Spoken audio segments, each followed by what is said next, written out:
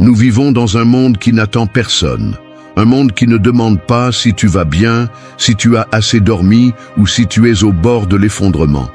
La vie se passe simplement. Parfois, elle te frappe fort, sans prévenir. D'autres fois, elle t'use lentement, comme une goutte tombant sur la même pierre jusqu'à la briser. Et si tu n'es pas préparé, si ton esprit n'est pas entraîné, tout cela te brise de l'intérieur. Ça t'entraîne, ça te consume. Beaucoup de gens vivent dans la peur. Peur de l'échec, du rejet, de la solitude, de ne pas être à la hauteur. Et dans cette peur, ils se déconnectent de leur pouvoir. Ils perdent leur paix, leur voix, leur feu. Ils deviennent esclaves de pensées qu'ils ne contrôlent pas, d'émotions qui les entraînent, de circonstances qu'ils ne savent pas gérer. Mais il y a une autre façon. Pas une formule magique, pas une promesse vide. Il y a des principes. Il y a une philosophie ancienne, brutalement honnête, qui n'édulcore pas la réalité mais te donne des outils pour la maîtriser. Le stoïcisme ne te dit pas que tu ne vas pas souffrir.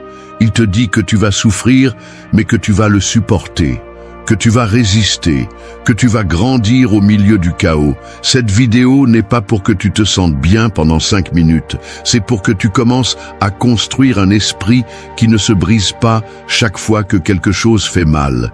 Un esprit qui affronte les critiques avec dignité, l'échec avec sagesse, la solitude avec force et l'incertitude avec confiance. Un esprit qui ne perd pas sa paix pour n'importe quoi et qui ne se trahit pas lui-même pour plaire à personne. Nous allons parler de 8 leçons, 8 principes que tu peux appliquer au quotidien. Peu importe si tu es au sommet ou si tu es en miettes. C'est pour les personnes réelles, avec des problèmes réels, qui sont prêtes à prendre en charge leur vie de l'intérieur. Parce qu'au final, tout ce qui t'arrive de l'extérieur importe moins que ce que tu construis à l'intérieur. Et si tu ne commences pas à endurcir ton esprit, on va te briser encore et encore. Alors prépare-toi, parce que cela ne va pas être doux, mais cela en vaudra la peine. 1. Deviens le gardien de ta paix. Ta paix intérieure est l'une des rares ressources véritablement à toi. Elle n'est pas là-bas. Elle ne dépend pas de l'opinion des autres, ni de ce qui t'arrive, ni de la façon dont on te traite. Pourtant, la plupart des gens vivent comme si leur paix était un jouet entre les mains du monde. Une critique les coule, une mauvaise journée les désarme, une trahison les transforme en personnes amères. Pourquoi ? Parce qu'ils n'ont pas appris à protéger leur centre, parce qu'ils ne sont pas devenus les gardiens de leur paix. Le stoïcisme enseigne que nous ne pouvons pas contrôler ce qui se passe à l'extérieur, mais bien comment nous y répondons. Il est facile de répéter cette phrase, c'est autre chose de la vivre, parce que la vivre signifie comprendre que ton esprit est un territoire sacré, que tout le monde n'a pas le droit d'entrer, que tout stimulus ne mérite pas une réaction, que tout conflit ne mérite pas ton énergie. Être le gardien de ta paix, c'est choisir tes batailles, c'est ne pas réagir impulsivement, c'est comprendre que souvent le silence est plus fort que le cri, que se retirer n'est pas toujours fuir. Parfois, c'est te protéger, c'est avoir l'intelligence émotionnelle pour savoir quand parler et quand lâcher prise, quand poser des limites et quand simplement t'éloigner sans rien dire. Mais cela ne signifie pas que tu deviens froid ou indifférent. Au contraire, cela signifie que tu développes une force intérieure si solide que le chaos ne t'emporte pas, que la critique ne te paralyse pas, que le rejet ne te définit pas. Cela signifie que tu as appris à observer sans te laisser emporter, à écouter sans absorber, à ressentir sans perdre le contrôle. La paix n'est pas passivité, ce n'est pas résignation, ce n'est pas faire comme si rien ne t'affectait. La vraie paix est une décision, c'est une pratique quotidienne, c'est une façon de marcher dans le monde avec fermeté et calme en même temps. C'est savoir que, quoi qu'il arrive, tu décides ce qui entre et ce qui n'entre pas, ce qui te touche et ce qui reste dehors. Épictète l'a dit clairement, ce ne sont pas les choses qui nous perturbent, mais notre interprétation d'elles. Et c'est ce que la plupart des gens oublient. Ce qui te retire la paix n'est pas ce qu'on t'a dit, mais ce que tu as décidé de penser à ce sujet. Ce n'est pas l'échec qui te brise, c'est ton jugement à son sujet. Ce n'est pas la solitude qui te détruit, c'est ta résistance à être avec toi. Devenir le gardien de ta paix, c'est commencer à prendre tes responsabilités. Non pas pour ce que font les autres, mais pour la façon dont tu le traites. C'est développer un filtre mental qui te permet de distinguer ce qui vaut ton attention et ce qui ne le vaut pas, ce qui est du bruit et ce qui est vrai, ce qui est une attaque réelle et ce qui n'est qu'une projection des autres. Et oui, ça va être difficile au début, parce que nous sommes entraînés à réagir, à nous défendre, à répondre à tout, à essayer d'avoir le dernier mot.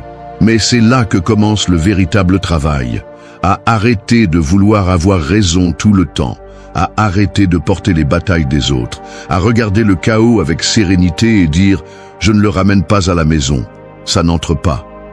Quand tu comprends cela, quelque chose change. Tu n'es plus à la merci du monde. Tu ne perds plus d'énergie pour n'importe quoi. Tu deviens ton propre maître. Et là, juste là, c'est là que commence la véritable force mentale. Il ne s'agit pas de construire un mur, il s'agit de construire un temple.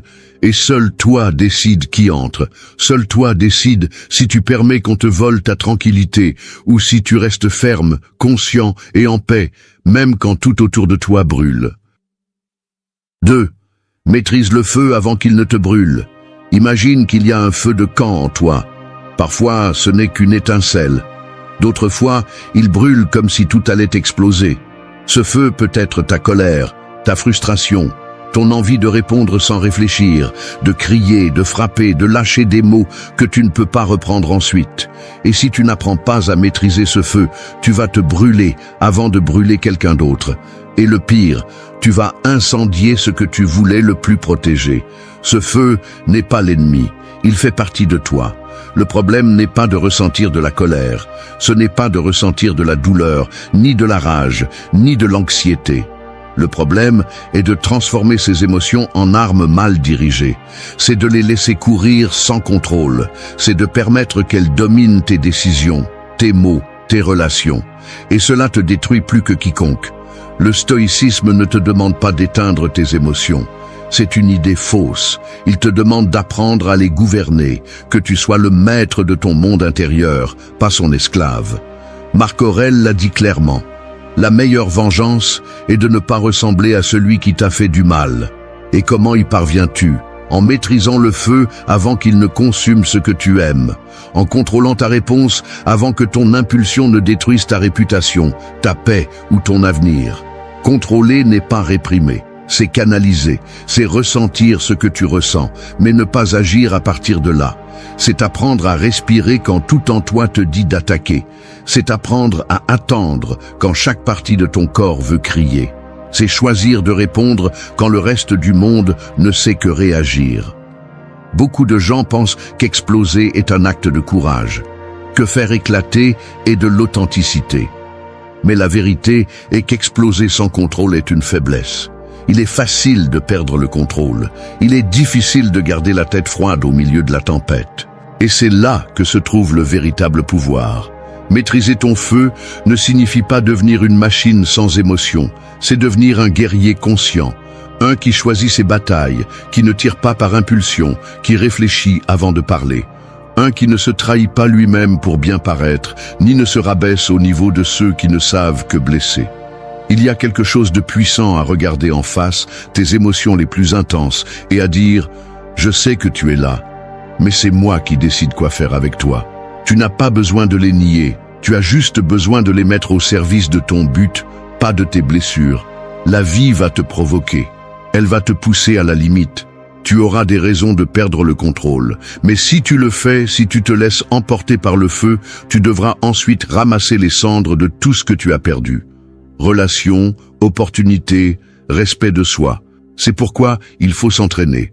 Comme celui qui aiguise une épée avant d'entrer en bataille, comme celui qui prépare le terrain avant que la tempête n'arrive. Chaque fois que tu choisis de garder ton calme, tu construis de la force. Pas une force qui se crie, mais une force qui se ressent. Une que les autres respectent sans que tu dises un mot. Parce qu'on le remarque, parce qu'on le respire. Parce que la véritable force n'est pas dans le fait de lever la voix, mais de se maîtriser soi-même quand tout brûle à l'intérieur. Maîtriser ton feu n'est pas seulement un acte de contrôle, c'est un acte d'amour-propre. C'est te dire « je ne vais pas me saboter, je ne vais pas laisser mon impulsion détruire ce qui m'a coûté tant à construire ». Et cela, cette capacité à rester ferme quand tout brûle, c'est ce qui distingue quelqu'un de fort de quelqu'un qui ne fait que paraître fort. 3. Aime sans devenir prisonnier. Aimer sans mesure, c'est comme construire un beau château et ensuite donner les clés à quelqu'un d'autre. Au début, cela semble être un acte noble, mais si tu n'es pas prudent, cette personne n'entre pas seulement, elle prend le contrôle. Et lorsque tu ne décides plus de ton temps, de tes émotions ou de ta paix, tu as cessé d'aimer et tu es devenu prisonnier. L'amour, lorsqu'il n'a pas de limite saine, peut être un piège déguisé en dévouement.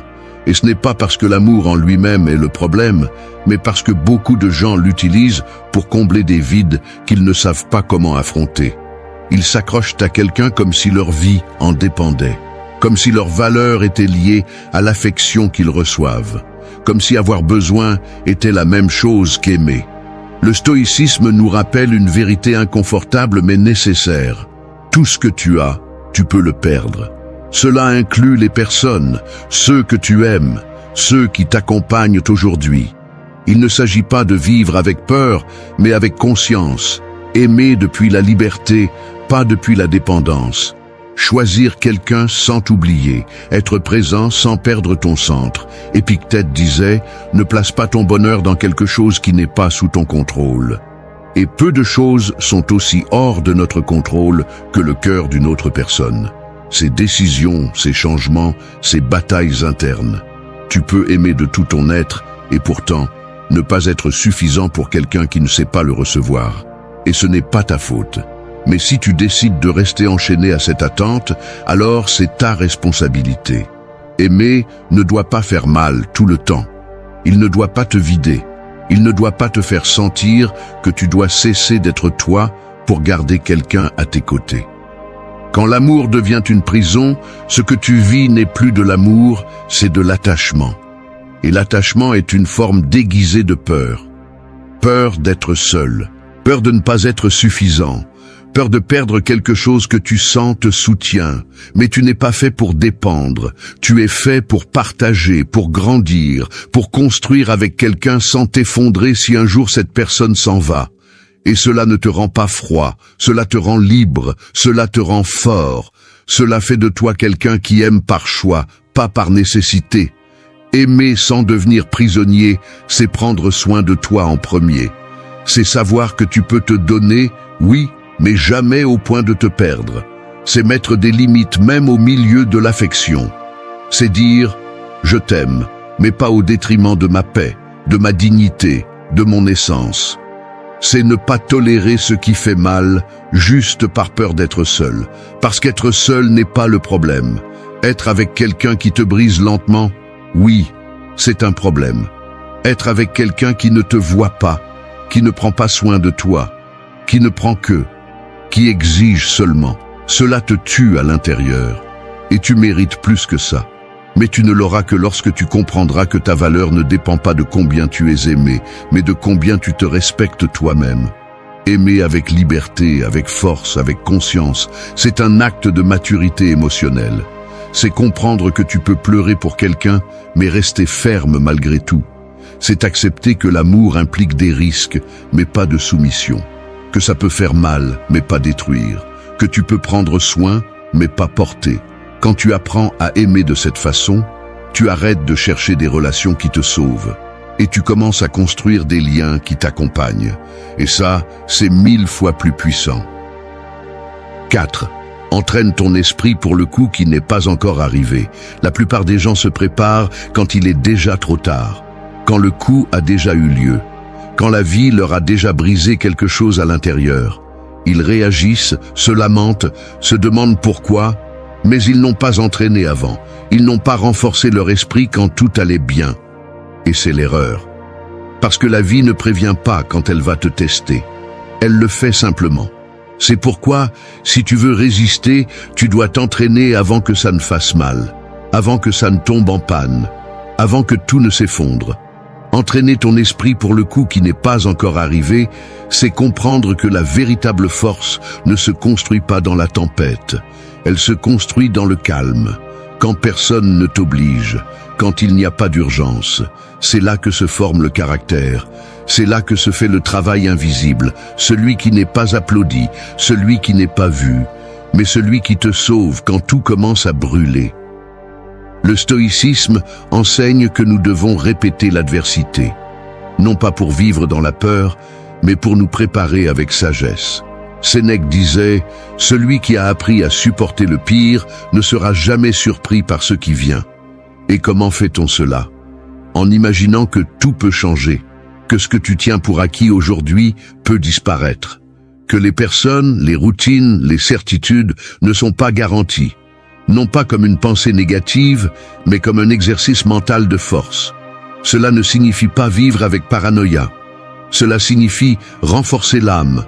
Cela signifie comprendre que tu vas perdre, que tu vas souffrir, que tu vas être rejeté, que quelqu'un va te faire défaut, que quelque chose d'important va s'effondrer, parce que c'est une partie de la vie.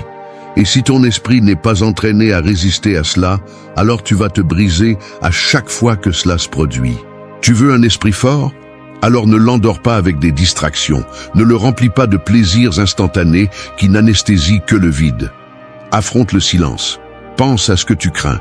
Imagine comment tu réagirais si cela arrivait, ce que tu as tellement mal à penser, non pas pour t'obséder mais pour préparer ta réponse, pour que lorsque cela se produit, ce ne soit plus un choc, qu'il ne te prenne plus par surprise, que tu saches déjà qui tu es face à la douleur. Beaucoup pensent que la force s'active d'elle-même quand tu en as besoin. Mais la vérité est qu'elle se construit tous les jours, avec de petites habitudes, avec des décisions conscientes, avec des conversations internes qui te secouent et te font voir la vie sous un autre angle. Elle se construit en tolérant l'inconfort, en disant non quand tout le monde dit oui, en restant ferme quand le courant va dans la direction opposée. Entraîner ton esprit n'est pas seulement lire des livres ou répéter des phrases positives, c'est observer tes pensées quand personne ne te voit. C'est te questionner, c'est affronter tes ombres, c'est regarder en toi et être brutalement honnête. Parce que si tu ne peux pas être fort avec toi-même, tu ne seras pas fort avec le monde. Et quand le coup arrivera, parce qu'il va arriver, tu vas remarquer la différence. Tu ne vas pas fuir. Tu ne vas pas t'effondrer, tu n'auras pas besoin d'être sauvé, parce que tu y étais déjà dans ton esprit. Tu avais déjà répété la douleur, tu avais déjà visualisé la perte, le rejet, l'incertitude, et malgré tout, tu as décidé de rester ferme. Parce qu'un esprit entraîné ne se brise pas, il s'adapte, il se durcit, il apprend. Prépare-toi aujourd'hui, pas demain. Parce que quand le coup arrivera, il n'y aura pas de temps pour construire quelque chose de nouveau. Il ne restera que ce que tu as déjà formé, et il vaut mieux que ce soit fort. 5. Fais de l'échec ton mentor silencieux. L'échec ne crie pas, il ne t'applaudit pas, il ne te console pas. Il reste simplement là, en silence, regardant ce que tu fais après être tombé.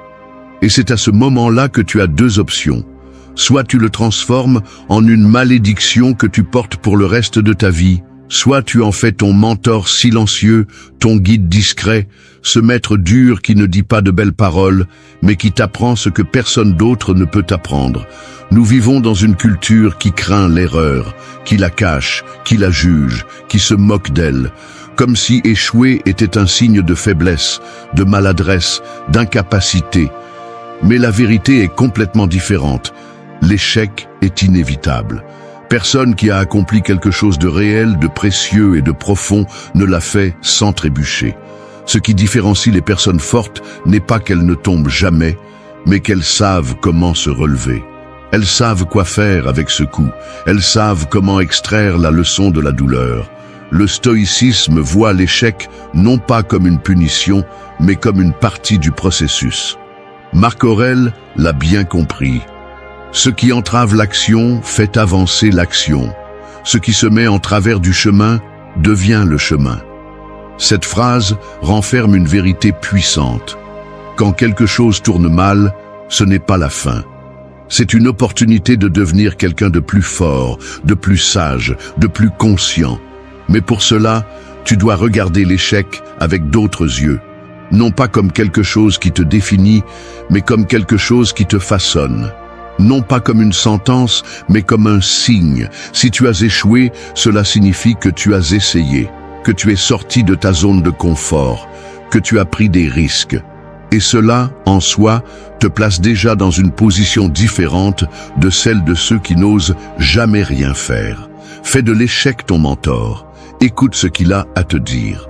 Qu'as-tu fait de mal ? Où manquait-il de clarté? Qu'aurais-tu dû affronter et que tu as évité? Quelle partie de toi a encore besoin de mûrir? Les réponses ne sont pas toujours agréables, mais elles sont nécessaires. Parce qu'il ne s'agit pas seulement de réessayer. Il s'agit de réessayer avec plus d'intelligence, avec plus de structure, avec plus de force mentale. Souvent, échouer ne te détruit pas. Ce qui te détruit, c'est ton ego, ta fierté, ton besoin de perfection. Ce qui te détruit, c'est de croire que si tu échoues une fois, tout est fini. Mais tant que tu es en vie, il n'y a pas de chute que tu ne peux pas transformer en élan. Il n'y a pas d'erreur que tu ne peux pas transformer en sagesse. Bien sûr, ça va faire mal. Bien sûr, ça va te coûter. Mais cette douleur construit aussi. Elle te débarrasse de couches. Elle te montre des vérités que tu ne voulais pas voir. Elle te force à te recentrer, à purifier, à revenir à l'essentiel. Et tout cela fait partie de la croissance, la vraie croissance. Pas celle qui est montrée sur les réseaux sociaux, mais celle qui se passe en silence, quand personne ne t'applaudit, quand tu es seul avec toi-même, décidant si tu abandonnes ou si tu avances avec plus de détermination. L'échec n'est pas ton ennemi. C'est un test, c'est une leçon, c'est une opportunité déguisée en défaite. Et si tu apprends à le voir ainsi, tu découvriras que chaque fois que tu tombes, tu es plus proche de devenir la personne que tu as besoin d'être.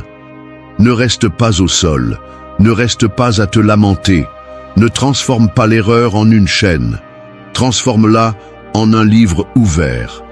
Étudie-le, écoute-le, et puis relève-toi, non pas pour prouver quelque chose à quelqu'un, juste pour continuer à avancer. Parce que pendant que d'autres restent à pleurer sur ce qui a mal tourné, tu seras en train d'apprendre. Et cet apprentissage, silencieux mais puissant, est ce qui fait la différence à la fin. 6. Éteignez le bruit. Allumez votre vérité. Nous vivons entourés de bruit, opinions, critiques, comparaisons, attentes, des voix extérieures qui ne cessent de parler, de juger, d'exiger. Et le plus dangereux, c'est que si vous n'y prenez pas garde, ce bruit s'infiltre dans votre tête et commence à sonner comme si c'était votre propre voix. Et tout à coup, vous ne savez plus qui vous êtes. Vous ne savez plus ce que vous voulez. Vous ne savez plus si ce que vous faites est pour vous ou pour plaire aux autres. Le bruit est constant. Il est sur les réseaux sociaux, dans la famille, parmi les amis, dans la société. Il vous dit comment vous devriez paraître, ce que vous devriez ressentir, à quel âge vous devriez avoir tout résolu. Et si vous ne construisez pas un esprit fort, si vous ne formez pas un jugement solide, ce bruit vous engloutit, il vous manipule, il vous éloigne de vous-même.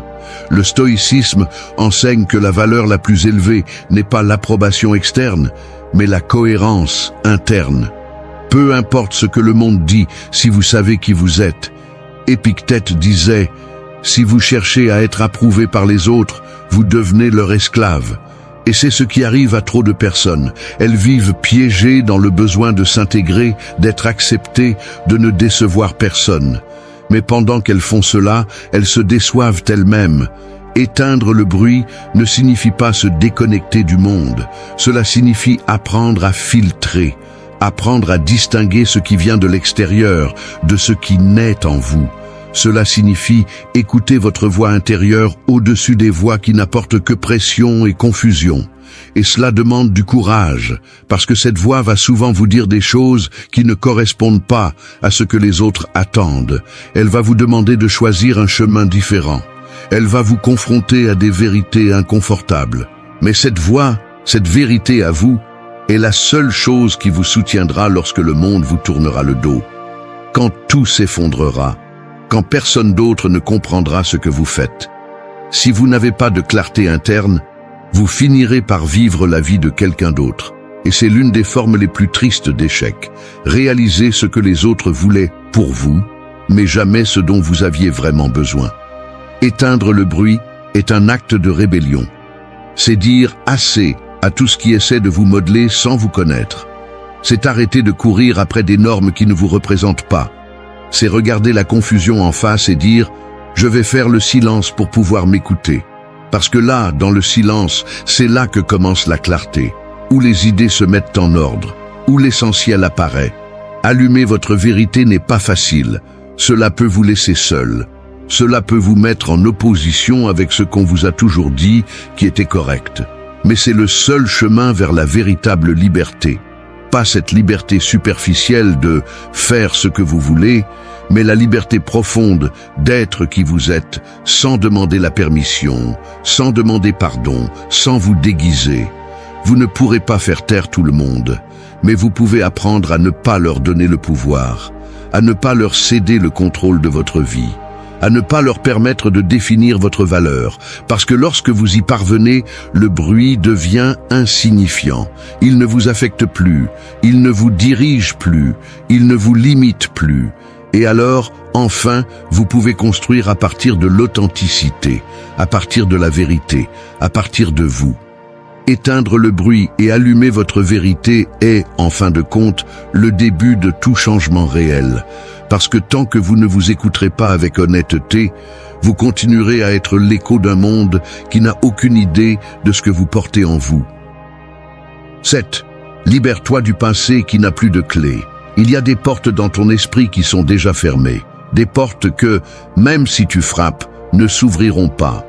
Parce que ce qui était derrière n'existe plus. Le problème est que beaucoup de gens continuent de porter les clés de ces portes comme si elles avaient encore un sens, comme s'ils pouvaient encore revenir en arrière, changer ce qui s'est passé, réparer ce qui a été brisé. Mais il y a des passés qui n'ont plus de clés. Ils ne s'ouvrent plus. Ils ne reviennent plus. Et continuer à essayer de les forcer ne fait que te lier à une illusion. Se libérer du passé n'est pas oublier.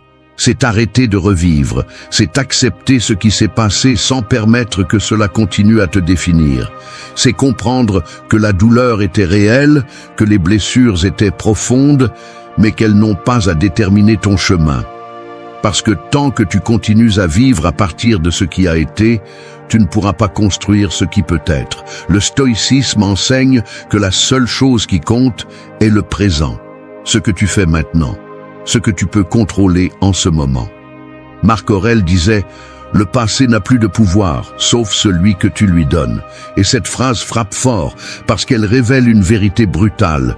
Souvent, la souffrance n'est pas dans ce qui s'est passé, mais dans la manière dont tu t'accroches à cela, dans la manière dont tu le répètes, dans la manière dont tu l'utilises comme excuse pour ne pas avancer. Oui, on t'a fait défaut. Oui, tu as fait des erreurs. Oui, il y a eu des moments qui t'ont brisé. Mais si tout cela continue à contrôler ta vie aujourd'hui, alors ce n'est plus le passé qui te retient, c'est toi-même. Parce que personne d'autre ne peut tenir cette chaîne pour toi. Personne d'autre ne peut la lâcher. Seul toi décide quand arrêter de porter des souvenirs qui ne te construisent plus. Se libérer du passé est un acte de courage. Parce que souvent, la douleur devient une partie de ton identité. Tu t'y habitues, tu t'installes dans cette narrative, et la laisser partir peut faire peur, parce que si tu lâches le passé, qui es-tu sans lui? Qui es-tu sans cette blessure, sans cette erreur, sans cette perte? Tu es libre, tu es nouveau, tu es quelqu'un qui a décidé d'avancer, sans continuer à regarder en arrière, en espérant que quelque chose change. Parce que rien ne change dans le passé, ça change en toi. Ça change dans ton attitude, dans ta façon d'interpréter ce qui a été vécu, dans ta décision de ne pas laisser cela te consumer. Il ne s'agit pas de nier ce qui s'est passé. Il s'agit de ne pas le traîner comme si c'était une punition éternelle. Il s'agit de comprendre que chaque expérience, bonne ou mauvaise, a eu sa place, sa leçon, son temps.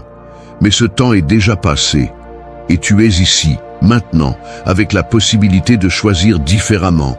de penser différemment, d'agir à partir d'un nouveau niveau de conscience. Pardonner n'est pas toujours se réconcilier. Parfois, c'est juste dire « je ne vais plus me torturer avec ça ». Parfois, c'est lâcher prise, non pas parce que l'autre personne le mérite, mais parce que tu mérites la paix. Et c'est ça, se libérer, non pas pour nier la douleur, mais pour arrêter de vivre piégé en elle.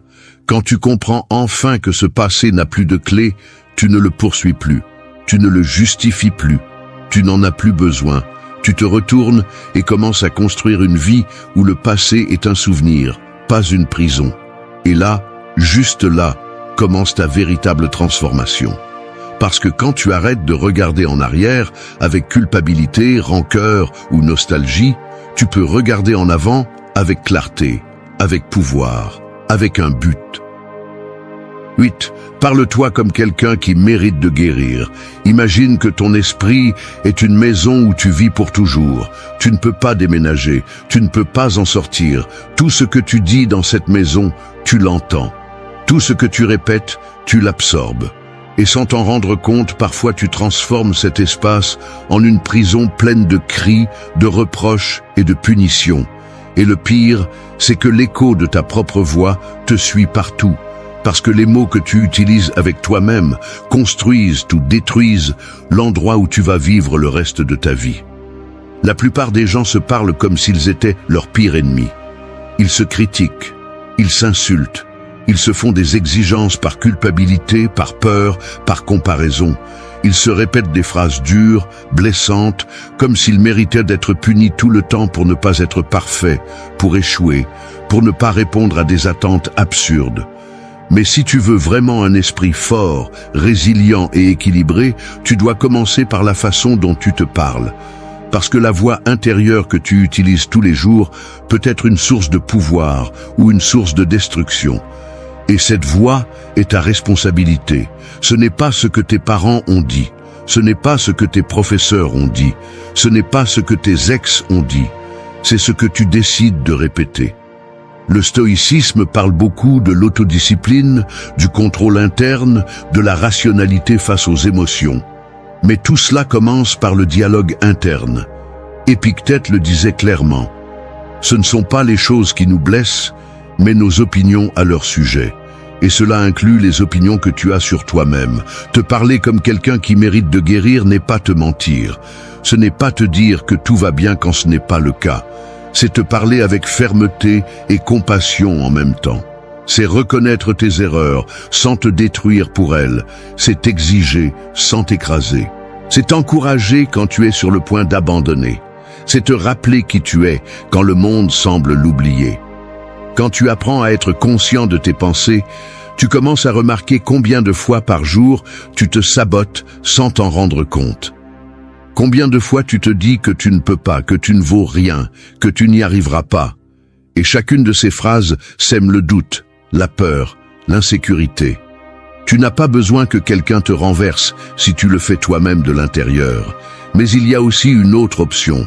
Tu peux t'entraîner à te parler comme quelqu'un qui veut guérir, comme quelqu'un qui veut grandir, comme quelqu'un qui veut être meilleur, non pas par culpabilité, mais par détermination. Tu peux te dire « Cela m'a fait mal, mais cela ne me définit pas. J'ai échoué, mais je peux apprendre.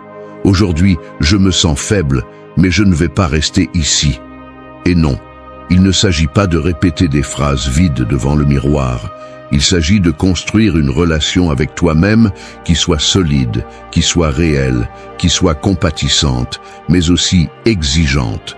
Parce que tu as besoin d'être ton plus grand soutien, pas ton premier obstacle. Tu as besoin d'avoir une voix intérieure qui te pousse, pas qui t'enterre. Bien te parler n'est pas un luxe, c'est une nécessité. C'est de l'hygiène mentale. C'est une partie de ton entraînement stoïcien. Parce que peu importe à quel point tu sembles fort à l'extérieur, si à l'intérieur tu te détruis en silence, tu vas tomber. Personne ne résiste très longtemps lorsque son propre esprit est un champ de bataille. Alors commence à observer tes pensées. Écoute comment tu te parles. Et quand tu remarques que cette voix intérieure devient un juge impitoyable, respire, échange-la. Parle-toi comme quelqu'un qui mérite de guérir, comme quelqu'un qui est prêt à se reconstruire, comme quelqu'un qui sait que tout commence de l'intérieur. Parce que si tu n'es pas de ton côté, alors qui le sera? Merci d'être resté jusqu'à la fin de la vidéo. Si vous avez tout vu, commentez « Je suis stoïcien » comme notre signe secret, indiquant que vous êtes un véritable apprenant du stoïcisme. N'oubliez pas de vous abonner et de liker la vidéo si elle vous a plu. Rendez-vous dans la prochaine vidéo et rappelez-vous, continuez à cultiver votre esprit stoïque. Si cette vidéo t'a apporté quelque chose, je veux être complètement honnête avec toi. YouTube a suspendu la monétisation de cette chaîne. Et je ne suis pas ici pour me plaindre, parce que si tu nous écoutes depuis un moment, tu sais que ce que nous faisons ici n'a jamais dépendu d'une plateforme. Pour respecter les nouvelles politiques, nous avons dû supprimer plus de 1000 vidéos, des leçons que beaucoup d'entre vous écoutaient chaque jour. Mais nous avons tout sauvegardé. Chaque vidéo, chaque scénario, chaque leçon. Et maintenant, nous les resterons sur Patreon, 3 vidéos par jour, dans un espace où personne ne peut les supprimer. À l'intérieur, tu trouves le contenu qui a été retiré de YouTube, le podcast stoïque, pour écouter les enseignements à tout moment, en marchant, à l'entraînement ou avant de dormir, les scénarios complets de chaque vidéo, et du contenu nouveau qui arrive des semaines avant YouTube, sans restriction. Il y a 2 niveaux. Le cercle intérieur, à partir de moins de 5 $ par mois, te donne accès à toutes les vidéos restaurées, au contenu exclusif et à la communauté, la garde stoïque. L'architecte stoïque inclut tout ce qui précède, plus le coffre-fort, podcast, le podcast stoïque, les scénarios complets et le contact direct avec nous. Il n'y a aucune urgence. Mais si ces enseignements t'accompagnent au quotidien et que tu veux aller plus loin, la porte est ouverte. Le lien est dans la description. Et si tu ne peux pas nous rejoindre maintenant, ne t'inquiète pas. Je serai toujours ici, à publier pour toi. Je suis stoïque. Tu te lèves, tu te regardes dans le miroir, et la première chose que tu fais, c'est chercher des défauts. Pas d'éclat, pas de force, pas de présence. Des défauts. Ce n'est pas de l'observation, c'est une habitude destructrice que tu répètes depuis si longtemps que tu la confonds déjà avec l'honnêteté. On t'a vendu l'idée que la beauté a une date de péremption, qu'après un certain âge, le charme s'épuise comme une ressource limitée. Et tu l'as cru. Tu l'as cru parce que c'était plus facile de te résigner que de remettre en question ce mensonge. Mais ce que personne ne t'a dit, c'est que la véritable attraction ne naît pas de la peau et ne se maintient pas avec des cosmétiques. Elle naît de la façon dont tu habites ton corps, dont tu marches, dont tu respires, de la relation que tu entretiens avec toi-même quand personne ne regarde. La beauté qui demeure ne s'achète pas, elle se cultive. Les stoïciens l'ont compris il y a des siècles. Ce que tu projettes à l'extérieur n'est que l'écho de ce que tu cultives à l'intérieur. Aujourd'hui, tu vas découvrir 8 astuces qui ne dépendent ni de ton âge, ni de ton poids, ni de ton compte en banque. Elles dépendent de ta décision. Ton attractivité est un choix quotidien, pas un cadeau génétique. Et si tu as passé des années à attendre la permission de te sentir puissante, c'est le moment d'arrêter de la demander. Astuce numéro 1. Ta posture parle au monde avant ta voix. Avant que tu prononces un seul mot, ton corps a déjà émis un verdict. Ta posture révèle si tu te fais confiance ou si tu t'excuses d'exister. Ce n'est pas un détail mineur. C'est le premier signal que le monde reçoit et le premier que ton propre esprit traite chaque matin. Quand tu marches voûté, les épaules tombantes et le regard collé au sol, tu dis à ton cerveau que tu ne mérites pas d'occuper de l'espace. Et ton cerveau obéit. Il réduit ton énergie, éteint ta présence, te rend invisible à tes propres yeux et à ceux des autres. Mais quand tu relèves la tête, ouvres la poitrine et poses les pieds avec fermeté, quelque chose change à l'intérieur. Ta respiration s'approfondit, ta colonne vertébrale s'aligne et ton esprit reçoit une instruction différente. Je suis là et je mérite d'être vu. La science moderne le confirme avec des données précises. Maintenir une posture droite élève les niveaux des substances chimiques associées à la confiance et réduit les hormones du stress. Les stoïciens le savaient déjà sans laboratoire.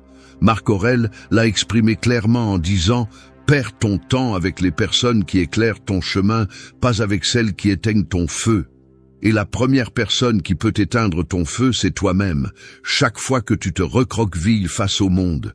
Tu n'as pas besoin d'être danseuse ni athlète pour corriger ta posture. Tu as besoin de conscience. Chaque fois que tu sens le poids tomber vers l'avant, corrige en douceur. 10 minutes quotidiennes d'exercice simple pour renforcer le dos suffisent pour transformer la façon dont tu te portes. Il ne s'agit pas de rigidité, mais de dignité corporelle. Qui se porte avec fermeté porte aussi ses décisions. J'ai observé comment l'énergie de quelqu'un change quand cette personne commence à marcher droite.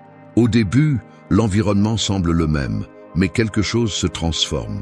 Les regards deviennent différents, les mots sonnent plus respectueux et surtout, la perception de soi-même se renouvelle. Ce n'est pas de la magie, c'est la cohérence entre ce que tu ressens et ce que tu projettes. Deuxième astuce, ta peau révèle ce que tu choisis d'ignorer à l'intérieur. Tu peux mentir au monde avec des mots, mais ta peau ne sait pas faire semblant.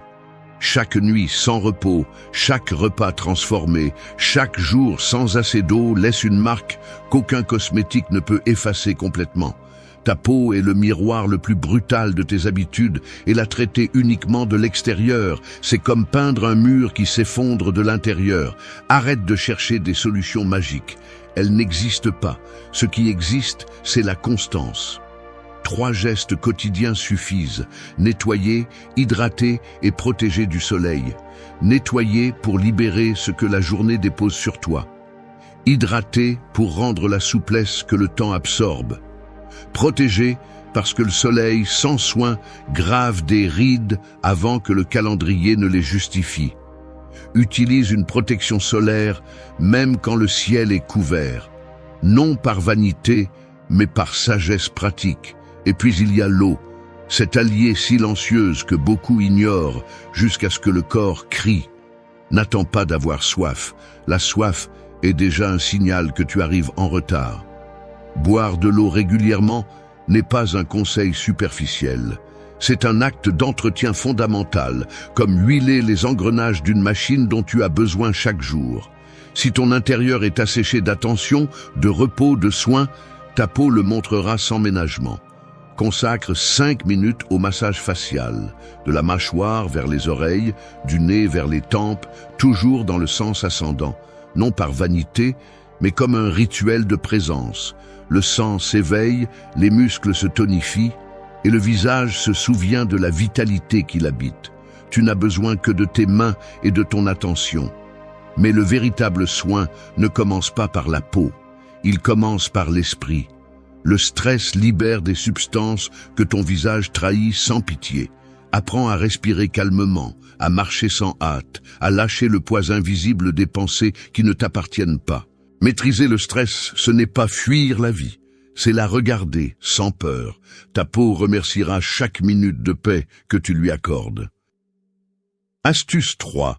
Ce que tu manges se reflète dans chaque cellule visible. Arrête de croire que l'alimentation ne concerne que le poids. C'est le piège qui te maintient prisonnière de régimes absurdes, tandis que ta peau se ternit, tes cheveux se cassent et ton énergie s'effondre. Ce que tu mets dans ton assiette ne nourrit pas seulement tes organes. Cela se manifeste dans chaque pore, dans chaque mèche, dans la luminosité ou l'opacité de ton visage. Quand tu choisis l'excès de sucre, les farines raffinées et les aliments ultra transformés, ton corps répond par l'inflammation, la fatigue et la perte d'éclat. La peau, témoin implacable, révèle le désordre intérieur sans ménagement. Mais quand tu décides de te nourrir de fruits pleins de couleurs, de légumes frais et de bonnes graisses comme l'avocat, les noix ou l'huile d'olive, le visage retrouve la vie. Les antioxydants combattent les agents qui accélèrent l'usure cellulaire et chaque bouchée saine devient une forme de résistance contre la détérioration prématurée. Épictète l'a averti avec précision. Il est impossible qu'un homme apprenne ce qu'il croit déjà savoir. Si tu crois que tu sais déjà te nourrir parce que tu manges 3 fois par jour, tu confonds la répétition avec la connaissance. Se nourrir véritablement exige de la conscience. Cela exige de te demander si ce qui entre dans ton corps te construit ou t'érode. Les bonnes graisses ne sont pas des ennemis. Ce sont des alliés silencieuses qui maintiennent la peau élastique, ferme et lumineuse. Manger n'est pas seulement une question de volume corporel, c'est un acte de construction quotidienne. Et si une voix intérieure murmure qu'il est déjà trop tard pour changer, ne l'écoute pas. Les cellules se renouvellent constamment. Ton corps a la mémoire de l'attention que tu lui accordes. La peau sera ce que tu nourris, ce que tu penses, ce que tu ressens. Il ne s'agit pas d'effacer le passage des années, mais de l'accompagner avec lucidité. Commence aujourd'hui, pas demain. Chaque repas est une occasion de te reconstruire depuis la racine. Astuce numéro 4. Tes cheveux sont l'extension visible de ta discipline intérieure. Tes cheveux ne sont pas un accessoire. C'est une manifestation directe de la façon dont tu prends soin de toi, de combien tu te reposes, de si tu te nourris avec intention ou avec inertie. Quand ils cassent, quand ils perdent leur éclat, quand ils tombent sans raison apparente, ce n'est pas un hasard. C'est ton corps qui parle dans un langage que tu refuses d'écouter. Beaucoup de personnes dépensent des fortunes en traitements externes sans s'occuper de l'essentiel. Le repos, la nutrition, la gestion du stress. Des cheveux forts naissent d'un organisme en équilibre, pas d'un produit miracle. Chaque type de cheveux a son propre rythme. Tous n'ont pas besoin d'être lavés chaque jour, ni ne tolèrent le même traitement. Observe, expérimente, apprends. Un bon produit ne se mesure pas à son prix, mais à l'attention que tu lui consacres en le choisissant. Prends soin de ce que tu mets sur ta tête avec la même prudence que celle avec laquelle tu devrais garder ce qui entre dans ton esprit. Si tu appliques de la chaleur, protège-les des dommages. Si tu l'éteins, rends-leur ce qu'ils perdent. Ce n'est pas seulement de l'esthétique, c'est de la gratitude envers une partie de toi qui communique sans mots. Sénèque a clairement dit que la difficulté est ce qui éveille le génie. Et la difficulté ici est de maintenir la constance quand personne ne t'observe, quand tu n'as ni rendez-vous, ni événement, ni motif extérieur. Quant aux cheveux blancs, arrête de les traiter comme une sentence. Ils sont le témoignage de ton passage à travers le temps. Si tu choisis de les teindre, fais-le avec liberté, pas avec honte. Si tu décides de les montrer, fais-le avec détermination, pas avec résignation. L'important est que la décision naisse du respect de soi, pas de la peur du jugement des autres. Une coupe de cheveux peut être un acte symbolique de renouveau. Lâcher ce qui ne te représente plus ouvre l'espace pour ce qui vient. Tes cheveux, bien entretenus, sont une déclaration silencieuse de discipline. 5e astuce. Tes vêtements communiquent ton identité avant que tu parles. Arrête de t'habiller selon ton humeur. C'est confier le contrôle de ton image à tes émotions les plus volatiles. Si tu ne t'habilles que quand tu te sens bien, ton apparence sera un acte conditionné.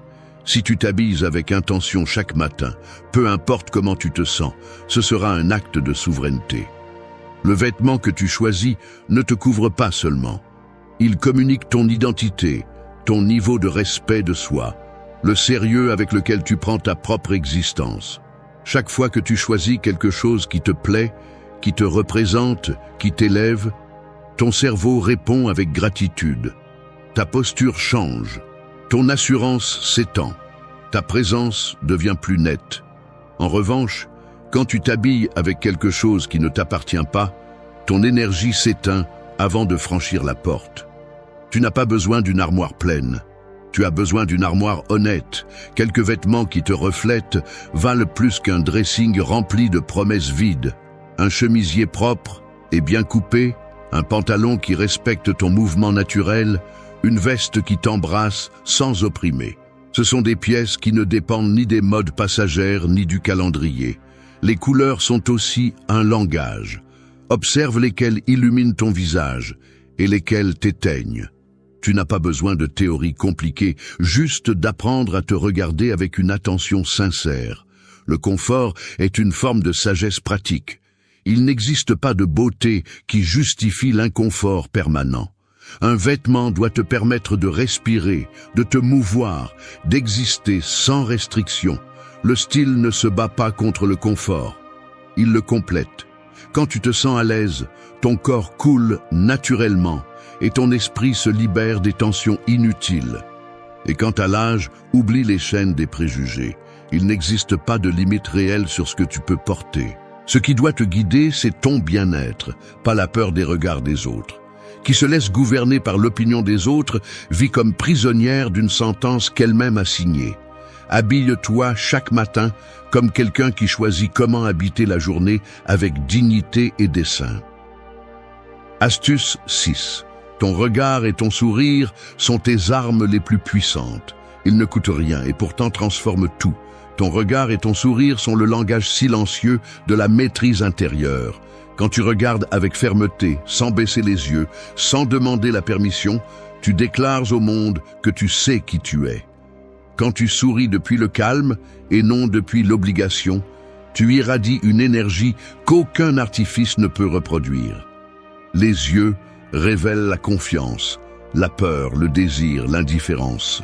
Un regard serein et soutenu transmet la présence. C'est la preuve silencieuse que tu n'as pas peur d'être vu. Dans de nombreuses cultures, on a appris aux femmes à baisser le regard pour ne pas déranger. Mais le regard direct n'est pas une provocation, c'est du pouvoir, c'est de la connexion, c'est le langage de celle qui habite sa propre essence sans s'excuser. Marc Aurèle a écrit que le bonheur de ta vie dépend de la qualité de tes pensées. Et chaque regard que tu soutiens avec sérénité est une pensée devenue visible, une affirmation de ta valeur qui n'a pas besoin de mots. La science moderne confirme que le contact visuel active des régions cérébrales liées à l'empathie et à la connexion émotionnelle.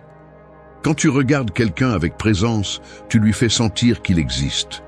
Et dans cette affirmation de l'autre, tu construis un lien qui transcende le superficiel.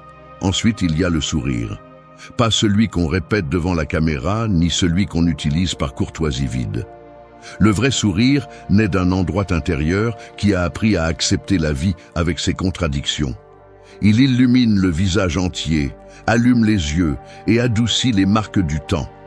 Quand tu souris vraiment, tu éveilles un réflexe chez les autres parce que le cerveau humain est conçu pour reconnaître la joie. Il ne s'agit pas de feindre le bonheur, il s'agit de trouver des raisons sincères de sourire, même quand la journée pèse. Qui maîtrise son regard et son sourire maîtrise sa présence. 7e astuce. Ton parfum est la signature invisible que tu laisses en chaque lieu. Quand un arôme s'unit à ta peau, il cesse d'être un produit. Il devient partie de ton identité. Mais aucun parfum au monde ne peut dissimuler ce qui n'est pas soigné à la base.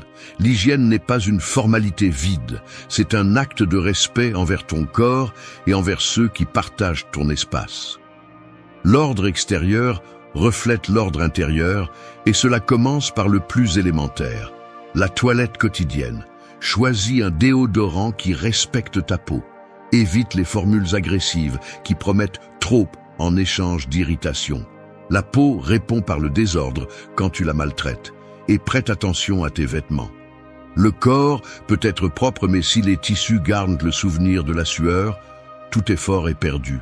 Ce que tu manges parle aussi pour toi-même si tu gardes le silence.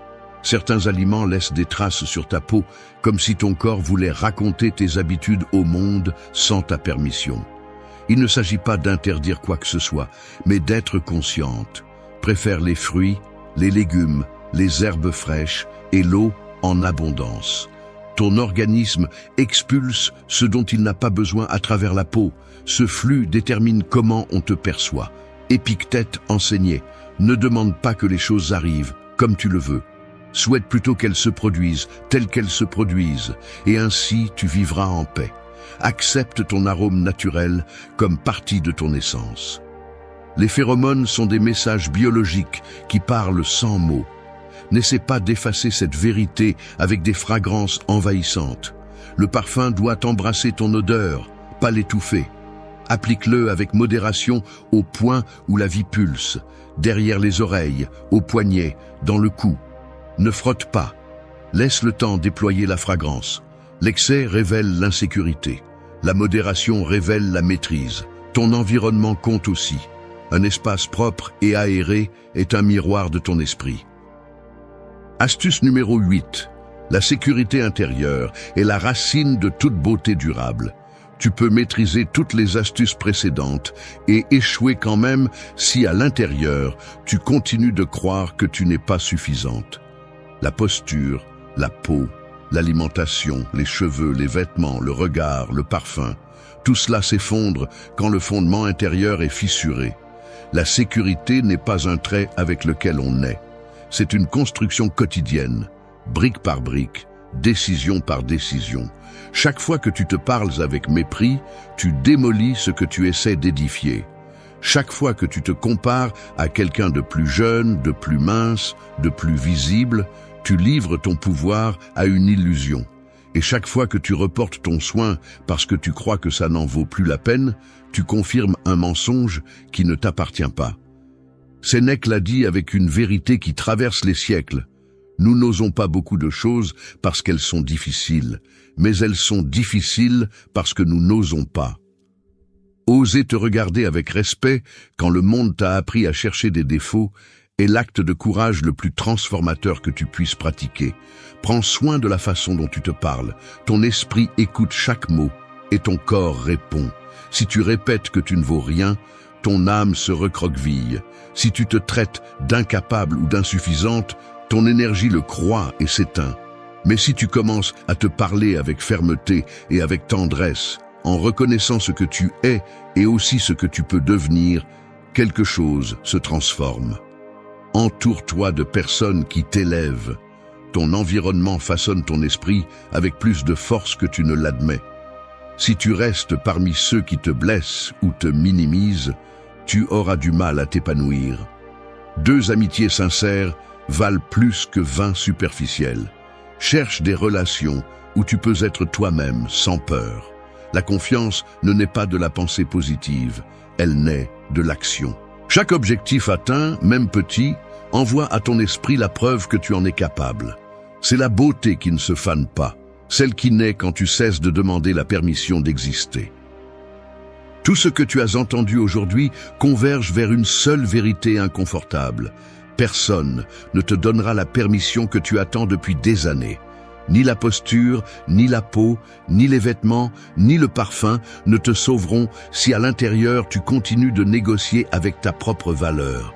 Les 8 astuces que tu viens de recevoir ne sont pas des cosmétiques.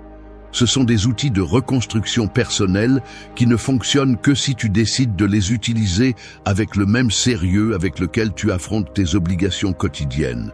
La beauté qui perdure n'est pas celle que le temps épargne par compassion. C'est celle que tu forges avec discipline, avec présence, avec la décision quotidienne de ne pas t'abandonner. Les stoïciens ont compris que la maîtrise de soi est la forme la plus élevée de liberté. Et cette liberté se manifeste dans chaque geste de soin que tu pratiques sans témoin, dans chaque matin où tu choisis de te présenter comme quelqu'un qui mérite sa propre attention. N'attends pas le moment parfait. Le moment parfait est un